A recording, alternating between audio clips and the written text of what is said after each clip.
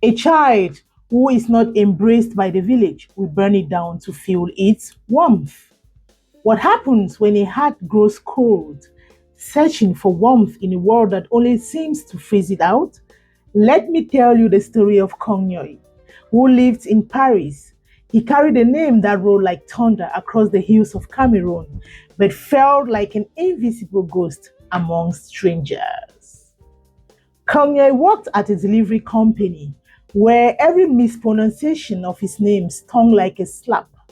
His colleagues chuckled at his thick accent and wrinkled their noses at the aroma of his ndole lunch and kati kati lunch.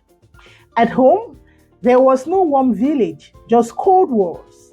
His father stared blankly at the TV for hours. His mother scrolled endlessly on her phone. When he asked for help, they called him ungrateful.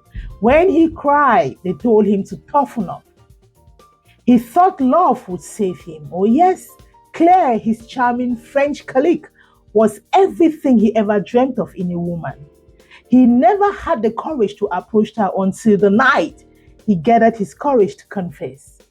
She stirred her coffee and smiled. Kongnyuy, you are sweet, but you are not really my type. His pain fermented into rage. He began ignoring calls from his family, snapping at customers and laughing darkly with bitterness. He no longer cared if he lost everything. Oh, yes, he just wanted someone to see his hurt.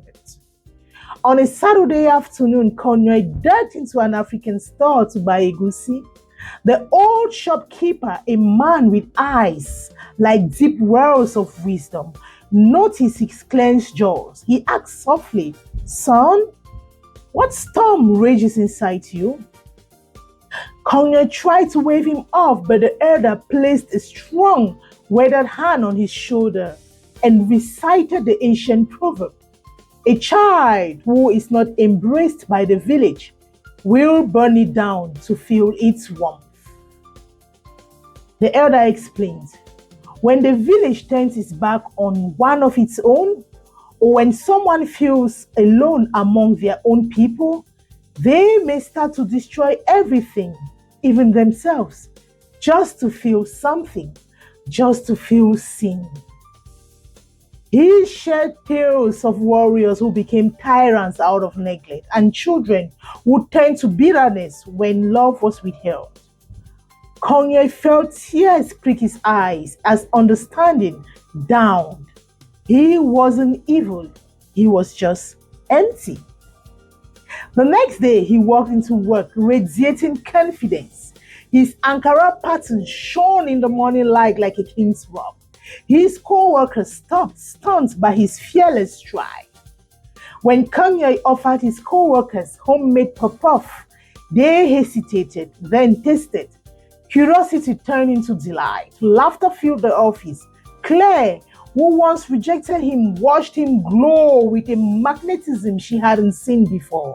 She pulled him aside one afternoon and whispered, "Kongnyuy, I was wrong. I didn't see you. Can we start all over?"